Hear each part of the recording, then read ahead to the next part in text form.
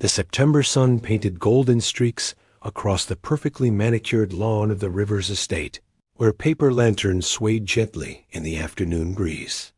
Natalie Rivers adjusted the flowing blue maternity dress that hugged her 7-month pregnant belly, her hand instinctively resting on the curve as she surveyed the scene before her. Everything was perfect, just as she'd planned. "You look absolutely radiant, darling," Diana Hayes whispered, appearing beside her with 2 glasses of sparkling cider. Her best friend and business partner had been instrumental in organizing this gender reveal party, transforming their backyard into a wonderland of white and gold decorations, with mysterious sealed boxes waiting to reveal whether their first child would be a boy or girl. Natalie accepted the glass gratefully, her emerald eyes sparkling with excitement. "I can't believe this day is finally here. 4 years of marriage, and now—" She placed her other hand over Diana's. "We're about to find out if you'll be godmother to a little prince or princess." Diana laughed, her auburn curls catching the sunlight. "Either way, I'm already spoiling this child rotten." She glanced toward the house where Marcus was greeting guests. "Your husband looks almost as nervous as you do." Marcus Rivers cut an impressive figure in his tailored navy shirt and khakis, his dark hair perfectly styled as he moved through the crowd of 80 guests with practiced charm. At 32, he commanded respect in the investment banking world, but here, surrounded by family and friends, he seemed more relaxed, almost boyish in his anticipation. "Marcus," Gabriel Torres called out, approaching with 2 beers. Marcus's business partner and closest friend was one of the few people who could make the usually serious banker genuinely laugh. "Ready to join the dad club, hermano?" Marcus accepted the beer, though Natalie noticed his smile seemed forced. "As ready as anyone can be for their world to change completely." "The best kind of change," Gabriel assured him, clapping his shoulder. "Trust me, being a father is the greatest adventure you'll ever have." From across the lawn, Natalie watched the interaction with growing warmth. Marcus had been working longer hours lately, claiming pressure from a major client acquisition. But she understood. He was providing for their growing family, just as her father had done. The temporary distance would disappear once their son or daughter arrived. "Natalie, sweetheart," came a carefully modulated voice. Vivian Rivers approached, her silver hair arranged in an elegant chignon, her designer dress immaculate despite the outdoor setting.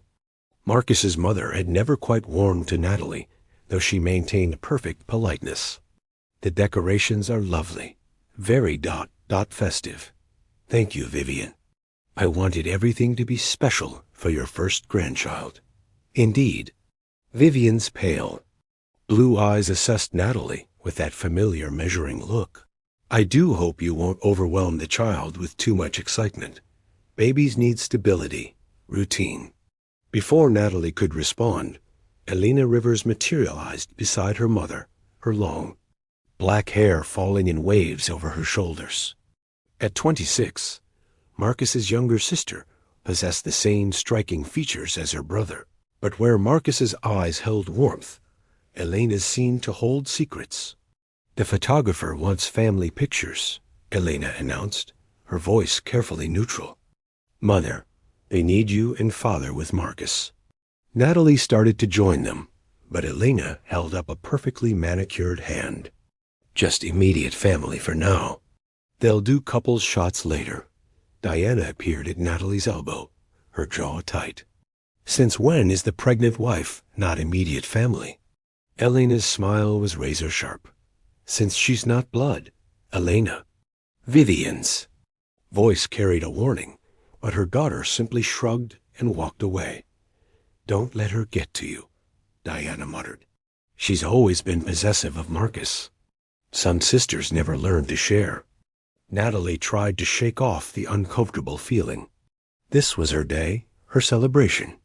She wouldn't let Elena's cold behavior taint it. The afternoon progressed with games, laughter, and the gentle chaos of a well-attended party.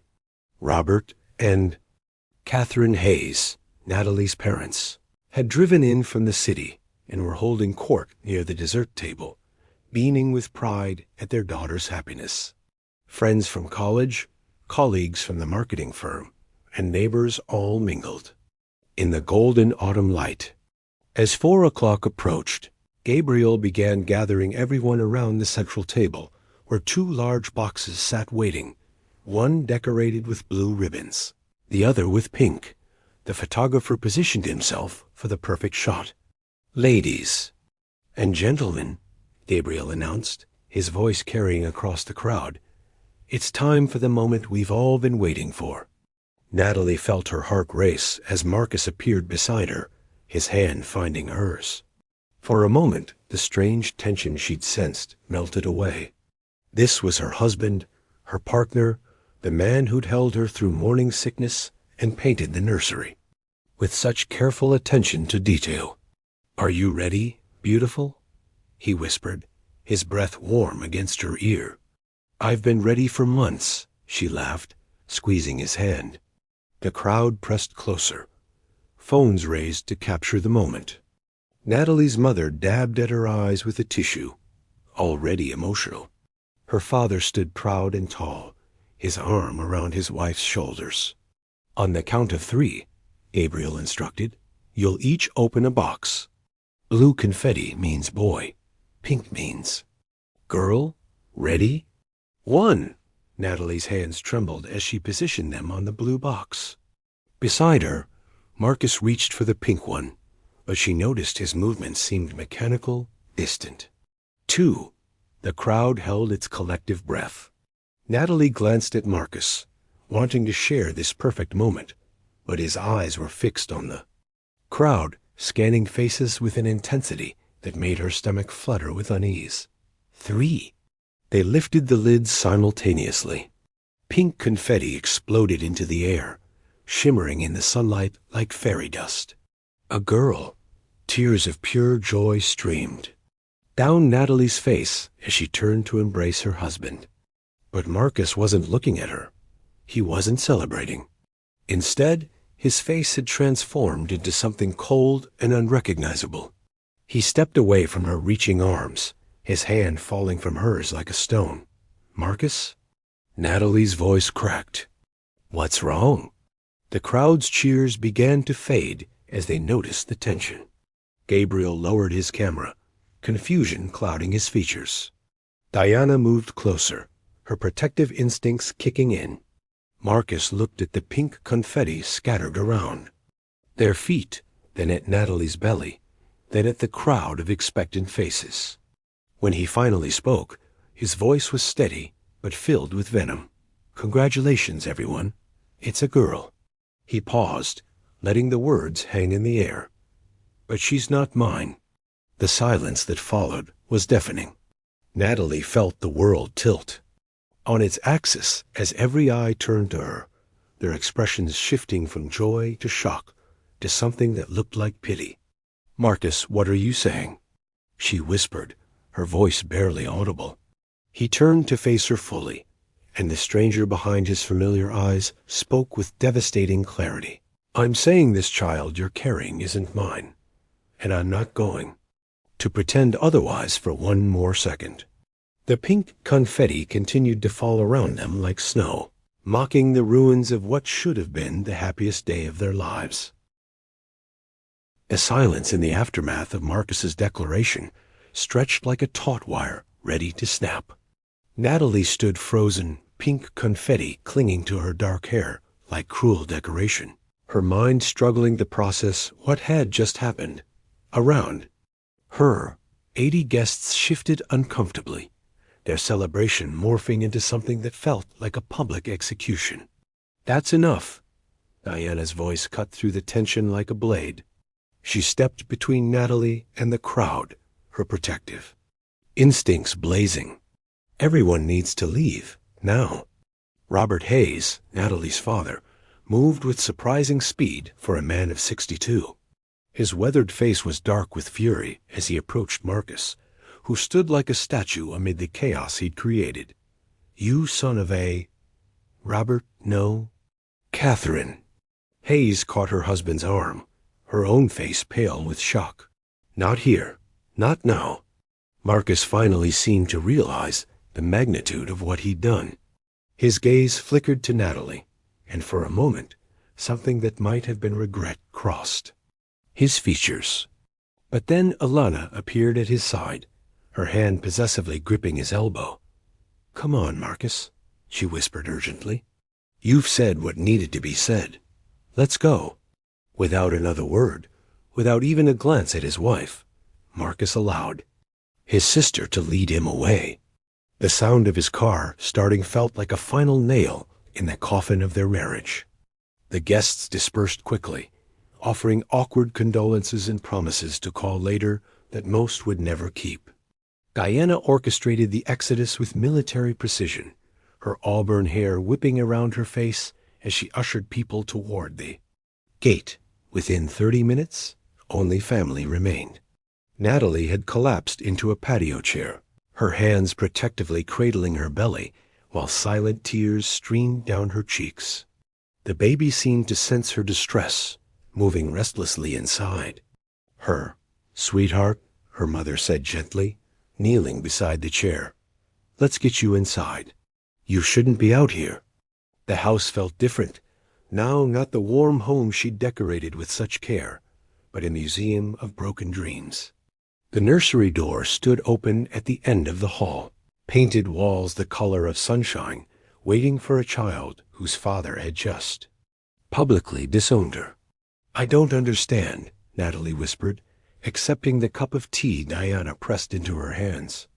"This morning he was kissing me goodbye, calling me his beautiful mama. We were talking about names, about her first Christmas ... Diana sat beside her on the sofa, her jaw set in determined lines. "Whatever's going on in his head, this isn't about you. You know who you are. You know what you've done and what you haven't done. But what if," Natalie's voice cracked, "what if there's something I don't remember? What if I—" "Stop!" Diana's voice was firm. "I've known you for 8 years. You're the most faithful person I've ever met. You've never even looked at another man since you started dating Marcus." Robert paced the living room like a caged animal, his hands clenched into fists. "There has to be an explanation. Men don't just do this without reason." "Maybe he's having some kind of breakdown," Catherine suggested hopefully. "The stress of becoming a father, work pressure." That's when Natalie remembered the test. 2 months ago, Marcus had approached her with what seemed like an innocent request. They'd been lying in bed on a Sunday morning, her head on his chest, his fingers tracing patterns on her growing belly. "I read about this new test," he'd said casually. "Prenatal DNA paternity testing. It's completely safe, just a blood sample from you and a cheek swab from me." She'd lifted her head to look at him, confused. Why would we need that? His smile had been so gentle, so loving.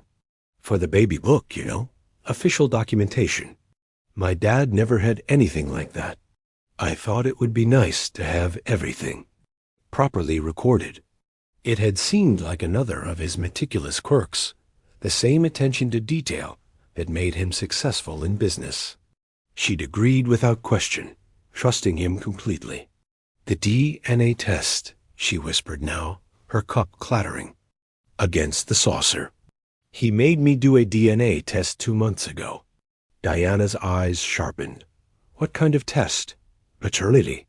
He said it was for documentation, for the baby book." Natalie's voice grew stronger as the implications hit her. "The results were supposed to come back this week." As if summoned by her words, her phone buzzed with an email notification. Natalie's hands trembled as she opened it, and her heart stopped. The sender was Marcus, forwarding a message from Genotech Solutions. The subject line read, "Paternity test results. Case #GT7749NR." Diana leaned closer as Natalie opened the attachment. The clinical language of the report blurred together until her eyes found the conclusion that shattered her world completely. Based on genetic analysis of the submitted samples, the probability of paternity for the alleged father, Marcus Rivers, is 0.00%. The tested male is excluded as the biological father of the fetus, 0%. Not 99.9% certainty absolute, mathematical impossibility. The phone slipped from Natalie's nerveless fingers, clattering to the floor. The room spun around her as the implications crashed over her in waves. According to science, according to the laws of genetics, Marcus was right. The child she carried wasn't his. "I think I'm going to be sick," she whispered, and then the world went black. When she came to, she was lying on the sofa with her mother's, worried face hovering above her. Diana was on the phone with someone, her voice tight with controlled anger. "I don't care what your protocol says," Diana was saying. "There has to be a mistake. We need to understand how this could happen." "What did they say?" Natalie croaked, struggling to sit up. Diana's expression was grim. "The lab insists their procedures are foolproof. Chain of custody, double-checking, independent verification. They claim the possibility of error is less than 1 in 10 million. 1 in 10 million. The same odds as being struck by lightning twice." Over the next few days, the house became a fortress of grief and confusion. Marcus had moved out completely, leaving only a note on the kitchen counter. "I'll be staying at the downtown apartment. All communication should go through my lawyer." His lawyer. The man who'd whispered sweet promises in her ear just days ago now needed legal representation to speak to her. Elena had blocked Natalie's number entirely. Vivian sent one cold text through Catherine. "We support our son during this difficult time. Please respect our privacy." Their privacy. As if Natalie wasn't the one whose life had been destroyed in front of everyone they knew. The worst part was the doubt that crept in during the dark hours before dawn. Natalie would lie awake, her hand on her belly, trying to remember every moment of the past 9 months. Had she ever been alone with another man? Had she ever had too much to drink? There was her company's holiday party in December. The timing would be about right. She'd had champagne, had laughed and danced with colleagues. But she'd come home to Marcus, had fallen asleep in his arms. The next morning, they'd made love with a tenderness that still made her heart ache. There was the weekend conference in Chicago in January. She'd shared drinks with clients, had dinner with her team. But she'd called Marcus every night, had rushed home to him, had felt guilty for even enjoying herself without him. No matter how hard she searched her memory, she couldn't find a single moment of betrayal, not even the shadow of one. "The samples," Diana said suddenly on the 4th day, startling Natalie from her brooding. "We need to think about the samples." "What do you mean?" Diana sat forward, her green eyes intense. "Your blood is your blood. That can't be faked." "But the cheek swab ... who handled Marcus's sample?" Natalie tried to remember that day at the clinic. It had been a small, private facility in an upscale medical building. A nurse had drawn her blood while Marcus waited. Then she'd handed him the sealed kit for the cheek swab. "He went to the bathroom," Natalie said slowly. "He said he wanted to rinse his mouth first to make sure it was a clean sample." Diana's pen stopped moving across her notepad. "He was alone with the sample for maybe 10 minutes. He came back, sealed it in the bag, and we gave it to the nurse together." A chill ran down Natalie's spine. "Diana, what are you thinking?" "I'm thinking that 10 minutes is a long time," Diana said grimly. "And I'm thinking that if someone wanted to fake a paternity test, they wouldn't fake it to say they were the father. They'd fake it to say they weren't." The possibility hung between them like a toxic cloud. That Marcus could be capable of such calculated deception seemed impossible. But then again, the man who'd stood up at their gender reveal party had been a stranger to her. Who would he get DNA from? Natalie whispered. Diana's expression was dark. Someone he trusts completely. Someone who'd go along with destroying your life. They both knew there were only two people who fit that description.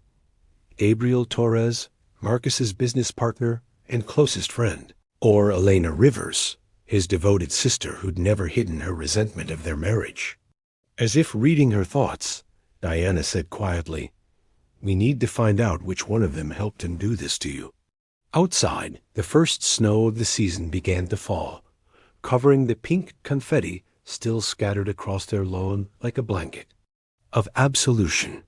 But inside the house, the search for truth was just beginning.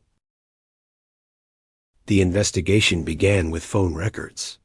Diana had connections in the telecommunications industry, and within 2 days, she'd obtained a detailed breakdown of Marcus's calls and texts from the past 3 months. They spread the printouts across Natalie's kitchen table like detectives working a crime scene. "Look at this," Diana said, pointing to a cluster of calls. 3 weeks before the DNA test, Marcus called Elena 15 times in 2 days. Before that, they talked maybe once a week. Natalie studied the records with growing unease. The pattern was clear. Elena's influence in Marcus's life had intensified dramatically in the weeks leading up to the test. What could she have been? Telling him? That's what we need to find out. Diana pulled up Elena's social media profiles on her tablet. "She's been posting a lot lately. Look at this." The posts were subtle but pointed. Photos of Marcus from childhood with captions about unbreakable family bonds. Articles about the importance of protecting those you love from deception. Most telling was a post from 3 days before the DNA test. "Sometimes the hardest truth is the one that sets you free." "She's been poisoning him against me," Natalie whispered, a cold anger building in her chest. "But why? What did I ever do to her?" Diana's expression was grim. "You married her brother. For some people, that's enough." Their next step was more challenging. They needed to place Elena at the clinic the day of the test. Diana called the Genotech facility, claiming to be following up on a scheduling conflict. The receptionist was helpful, but professional. "I'm sorry, but I can't give out information about other patients," she said. "But if you need to reschedule your appointment, I can help you with that." It was Natalie who had the breakthrough. "Wait," she said, grabbing Diana's arm. Elena had a routine checkup that day. She mentioned it at dinner the week before, said she was finally switching to a gynecologist closer to downtown. Diana's eyes lit up. The clinic has multiple specialties. If she was there for a gynecological appointment, a quick call to the clinic's main number confirmed it. Elena Rivers had indeed had an appointment on the same day as Marcus and Natalie's test scheduled for 2:30 p.m., just 30 minutes after theirs. "That's not a coincidence," Diana said. She was there waiting for him. The pieces were falling into place, but they needed more evidence. Natalie remembered something else. Marcus had been unusually secretive about his phone in the weeks before. The test. He'd started taking it with him to the bathroom, sleeping with it face down, angling the screen away from her when texting. He was protecting something, Natalie realized, or someone. Diana nodded. "We need to get Gabriel to talk. He's the weak link in this whole thing." Gabriel Torres lived in a modern apartment complex downtown, not far from the investment firm, where he and Marcus worked. Diana had called ahead, claiming she needed to discuss some concerns about Marcus's behavior. Gabriel had agreed to meet, though he'd sounded reluctant. He answered the door looking haggard, his usually immaculate appearance disheveled. Dark circles shadowed his eyes, and his normally warm smile was nowhere to be seen. "Diana, Natalie," he said, stepping aside to let them in. "I have to admit, I'm surprised to see you both." The apartment was elegant, but felt cold, like a showroom. Gabriel offered them coffee, but his hands shook as he poured it. He was clearly struggling with something. "Gabriel," Natalie said gently, I need to ask you something, and I need you to be completely honest with me." He set down his cup without drinking from it. "I think I know what you're going to ask. Did Marcus talk to you about the baby?" "About?" "Having doubts?" Gabriel's face crumpled. "Natalie, I'm so sorry. I should have said something at the party, should have tried to stop him, but I was in shock. I never thought he'd actually—" "What did he tell you?" Diana interrupted. Gabriel ran his hands through his hair. "About 6 weeks ago, he started asking strange questions. Hypothetical scenarios about infidelity, about how you'd know if someone was lying to you. Then he started talking about Elena's concerns." "What concerns?" Natalie's voice was sharp. "She claimed she'd seen you with another man. At restaurants, at hotels. She had photos, text messages, ... Gabriel looked miserable. "I told him it was. Probably innocent, that there had to be explanations, but Elena kept pushing. She said she had a duty to protect him from being deceived. The betrayal hit Natalie like a physical blow." "Photos? What photos?" "I only saw them once. Elena showed them to Marcus on his phone. You were having dinner with a man at that Italian place on 5th Street. Another one of you going into the Marriott downtown." Gabriel's voice was barely a whisper. Marcus was devastated. He said he'd never suspected anything, but once Elena pointed it out, ... quotes Natalie's mind raced. The Italian restaurant, she'd had a client dinner there with Jonathan Webb, the CEO of a major account. A Marriott she'd attended a marketing conference there, had met with potential clients in the lobby bar. Those were business meetings, she said, her voice rising. Jonathan Webb is 60 years old with 3 grandchildren. The Marriott meeting was with 5 other people Elena could have shown the full context if she'd wanted to. Gabriel's face went pale. She didn't show the full context. Just you and the man, looking close, laughing together. "Because that's what people do in business meetings," Diana said acidly. "They talk, they laugh, they build relationships." Elena edited the truth to create a lie. "But the DNA test," Gabriel protested weakly. "The results were conclusive. Were they?" Diana leaned forward. "Tell me exactly what happened at the clinic." Gabriel looked confused. "I wasn't there. Marcus went with Natalie." "Then how do you know the results were legitimate?" The question hung in the air like a challenge. Gabriel's expression shifted from confusion to understanding to horror. "You think he faked it?" He whispered. "I think Elena convinced him to fake it," Natalie said. "And I think she was there to help him do it." Gabriel stood up abruptly, pacing to the window. That's insane. Marcus wouldn't do that. He's not capable of that kind of deception. The Marcus I married wasn't capable of publicly humiliating me at our gender reveal party either," Natalie said coldly. "But he did it anyway. People are capable of anything when they're manipulated by someone they trust," Diana added. "Elena played on his insecurities, fed him lies, and then provided him with a way to prove he was right." Gabriel turned back to them, his face stricken. "She was at the clinic that day. Elena, she mentioned it at work, said she was switching doctors and had an appointment downtown. 30 minutes after hours," Diana confirmed. "Plenty of time to provide a DNA sample." The silence stretched between them as the implications sank in. Gabriel collapsed back into his chair, looking like a man who just witnessed a car accident.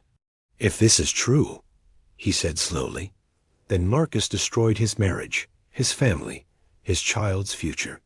For nothing. Because his sister convinced him to believe a lie. And now we need to prove it," Natalie said, her voice harder than she'd ever heard it. "We need to get Alana's DNA and compare it to the sample on file at the lab." "How?" Gabriel asked. "She's not going to voluntarily give you a cheek swab." Diana smiled grimly. "Leave that to me. I've got a plan." The plan was risky but simple.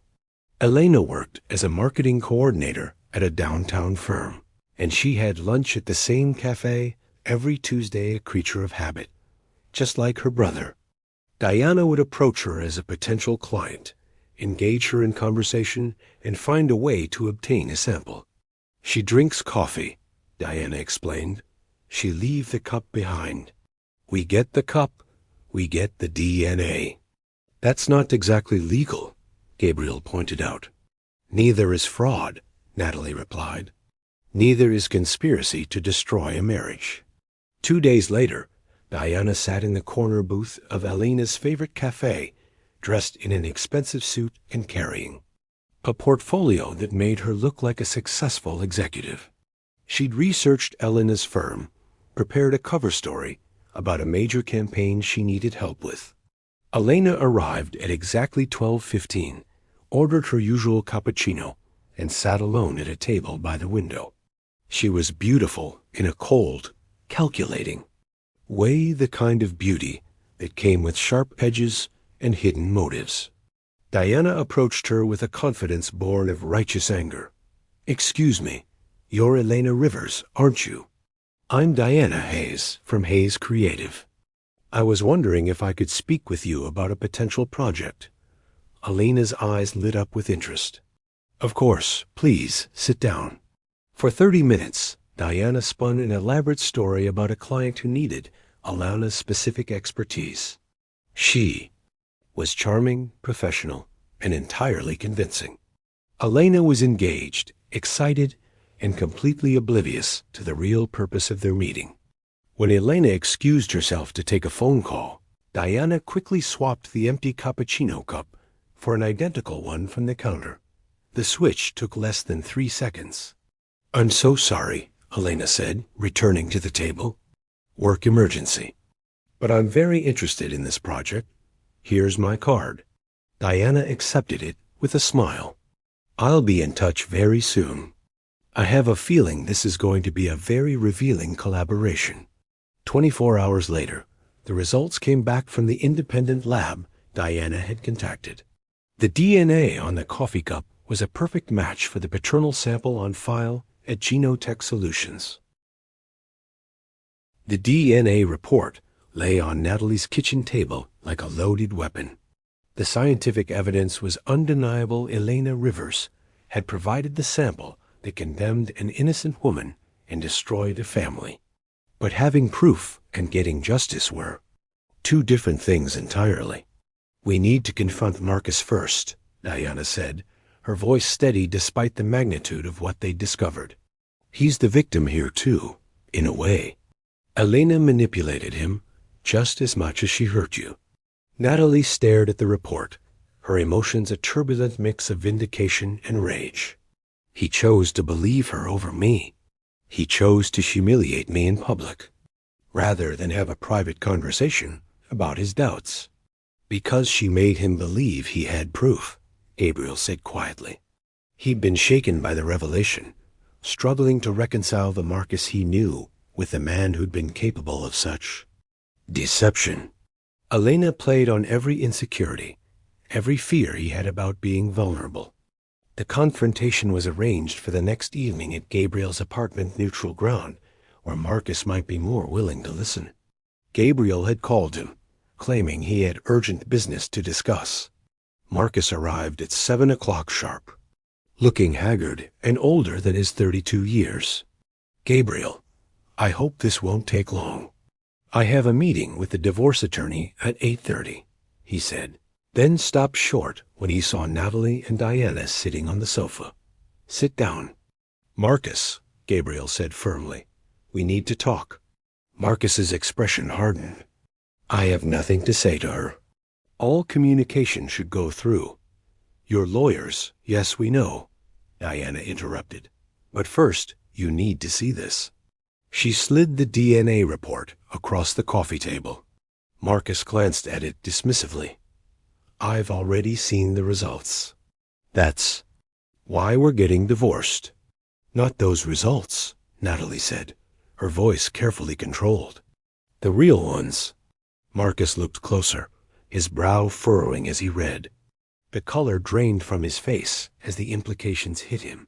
This is Elena's DNA. Why would you have Elena's DNA tested? Because Elena's DNA is what was submitted to Genotech, Diana explained. Your loving sister convinced you to fake a paternity test by providing her own sample instead of yours. Marcus stared at the report as if it were written in a foreign language. That's impossible. One submitted my own sample.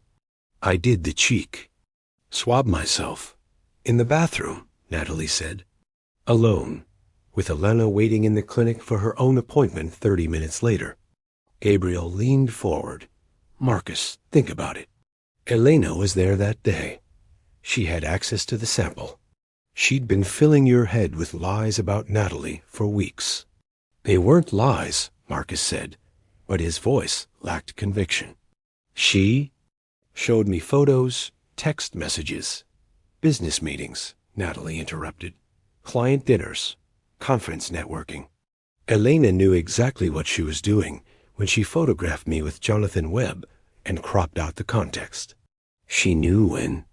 She followed me to the Marriott conference and made it look like I was there for an affair instead of work. Marcus's hands were shaking as he held the report. But why? Why would Elena do this? Because she's been in love with you her whole life, Diana said bluntly. Not brotherly love obsessive, possessive love. She couldn't stand that you chose. Natalie over her. The words hit Marcus like a physical blow. He doubled over, his face in his hands. That's sick. She's my sister. She's a woman who's been competing with your wife since the day you met, Gabriel said gently. Think about it, Marcus. How many of your relationships has Elena sabotaged over the years? How many times has she found reasons why your girlfriends weren't good enough for you? Marcus looked up, his eyes haunted. Sarah in college. Elena claimed. She saw her with another guy. Rebecca from work Elena said she was using me for money. Even Jessica before I met Natalie. A pattern, Diana said. Elena has been systematically destroying your relationships for years. But Natalie was different. You married her. You were building a life that didn't revolve around Elena, so she had to take more drastic measures. The baby, Marcus whispered, his gaze moving to Natalie's rounded belly. Our baby. What have I done? For the first time since the party, Natalie saw her husband, the real Marcus, looking back at her. The man who'd held her through her father's heart surgery, who'd painted the nursery with such careful attention, who'd whispered promises to their unborn daughter in the quiet moments before dawn. You believed someone you trusted, she said softly. Someone who exploited that trust to destroy our family. Marcus stood up abruptly, pacing to the window. I need to see Elena. I need to hear her admit what she's done. Marcus, wait. Gabriel started. No, Marcus's voice was hard as steel. I need to look my sister in the eye and hear her tell me she destroyed my marriage, my child's future, because she was jealous of my wife. Elena's apartment was a shrine to her brother. Photos of them together covered every surface childhood pictures, holiday gatherings, professional events.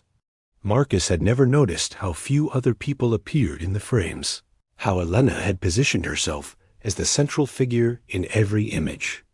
She answered the door with a bright smile that faltered when she saw Natalie and Diana behind him. Marcus, what are they doing here? I thought you weren't speaking to her anymore. We need to talk, Marcus said, pushing past her into the apartment. About the DNA test. About what you did. Elena's face went pale, but she recovered quickly. I don't know what you mean. I didn't do anything except support you through a difficult time. Diana placed the DNA report on Elena's coffee table. Your DNA, Elena, from the sample you submitted to Genotech pretending to be Marcus. Elena stared at the report, her mind racing. This is ridiculous. You can't prove anything. That could be anyone's DNA. From your coffee cup at the cafe where you met with Diana yesterday, Natalie said quietly. The same DNA that's on file at the lab as Marcus's paternal sample. The silence stretched between them, broken only by the sound of Elena's ragged breathing. Finally, she looked up at her brother, her eyes filled with tears. "I did it for you?" she whispered. "I did it to protect you." Marcus stared at his sister, as if seeing her for the first time. "Protect me from what? From my wife? From my child? From being lied to?" Elena said, her voice growing stronger. "From being deceived. By someone who doesn't love you the way I do. The way family should love each other." "The way family should love each other?" Marcus's voice was incredulous. "Elena, you destroyed my marriage. You made me believe my child wasn't mine. You made me humiliate the woman I love in front of everyone." "We know. She was taking you away from me," Elena said, tears streaming down her face. "Ever since you married her, you've been different. Distant. You used to tell me everything. And suddenly, there were secrets, boundaries. She was making you choose between us." "Because that's what marriage is," Marcus said, his voice breaking. "When you love someone, you choose them. You build a life with them. You don't. You don't let your sister manipulate you into destroying that life." Elena stood up, her composure cracking completely. "I love you more than she ever could. I've been here for you your whole life. I know you better than anyone. We have a connection that—" "Stop," Marcus said, his voice filled with disgust. "Just stop. What you're describing isn't love, Elena. It's obsession. It's sick." "No." Elena shook her head frantically. "No? You don't understand? Without her, we could go back to the way things were. You could see that what we have is special, that no one else could ever." "I'm calling the police," Marcus said, pulling out his phone. "What you did is fraud. It's conspiracy. It's—" "Marcus, please." Elena grabbed his arm. "I'm your sister. I'm family." "You can't," Marcus pulled away from her touch. "Family doesn't destroy each other. Family doesn't lie and manipulate and scheme to get what they want. You're not my sister, Elena. You're a stranger who happens to share my DNA." The confrontation ended with Elena's complete breakdown. She confessed everything: the manipulated photos, the lies about Natalie's business meetings, the premeditated plan to switch the DNA samples. She begged Marcus to forgive her, to understand that she'd done it all for love. But Marcus was already walking toward the door, his arm around his wife's shoulders. "I'll expect you to turn yourself in to the police tomorrow," he said without looking back. "And I'll expect you to confess to the lab about the fraudulent sample. If you don't, I'll make sure they know anyway." As they walked out of Elena's apartment building, Marcus stopped on the sidewalk and turned to face Natalie. For the first time in weeks, he really looked at her, saw the exhaustion in her eyes, the way she held herself protectively, the evidence of the hell he'd put her through. "Natalie," he said, his voice barely a whisper, "I'm so sorry. I'm so sorry." She looked at him for a long moment. This man who'd been her partner, her best friend, her greatest love, and her deepest betrayal. The baby moved inside her, a flutter of life that reminded her of what they'd almost lost. "I know," she said finally. "But sorry doesn't fix what's broken, Marcus. Sorry doesn't erase what you did to me, to us, to our daughter." Marcus nodded, tears streaming down his face. "I know, but I want to try. If you'll let me, I want to spend the rest of my life trying to make this right." 3 months later, Natalie stood in the nursery they'd painted together, her hand resting on the crib where their daughter slept peacefully. Emma Rose Rivers had arrived 2 weeks early, a perfect, healthy baby with Marcus's dark hair and her mother's green eyes. The resemblance to her father was undeniable, a living, breathing testament to the truth that had almost been buried under Elena's lies. The legal proceedings had been swift and decisive. Elena had been charged with fraud conspiracy, and filing false documents. The district attorney had been particularly harsh, noting that her actions had not only damaged a marriage, but could have resulted in an innocent child being abandoned by her father. Elena had pleaded guilty to all charges and was sentenced to 2 years in prison, followed by mandatory psychological counseling. Vivian Rivers had been forced to confront the reality of her daughter's actions. The proud, controlling woman who'd never fully accepted Natalie into the family had appeared at their door the day after Elena's sentencing, tears streaming down her face. "I knew," she'd whispered, standing in their doorway like a broken ghost. "I knew Elena was obsessed with Marcus, but I told myself it was just sisterly devotion. I should have stopped her years ago." The confession had been devastating but necessary. Vivian had enabled Elena's behavior for decades, dismissing her daughter's increasingly disturbing attachment to Marcus as harmless family closeness. She'd agreed to testify against Elena in exchange for Natalie's forgiveness, a forgiveness that came slowly but genuinely. Gabriel had been instrumental in helping Marcus understand the full scope of Elena's manipulation. Together, they'd traced her interference back to Marcus's college years, documenting a pattern of sabotage that had destroyed multiple relationships. The revelation had been both liberating and horrifying for Marcus, liberating because it explained the doubts that had always plagued him, horrifying because it revealed how completely his sister had controlled his life. But the most difficult journey had been rebuilding the trust between Marcus and Natalie. The DNA evidence had proven her innocence, but it hadn't erased the memory of his betrayal. The image of him standing at that party, declaring their child wasn't his, would haunt her dreams for months. "I don't know if I can ever forget," she told him during one of their counseling sessions. "I understand why you believed her, but you chose to humiliate me publicly instead of talking to me privately. You chose to trust her over me."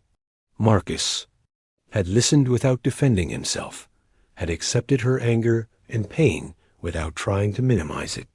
"I was a coward," he'd said simply. "I was scared of confronting you because I was terrified of losing you. So instead, I destroyed what we had in the most public way possible." The road to forgiveness had been long and painful. Marcus had moved back into the house 2 weeks before Emma's birth.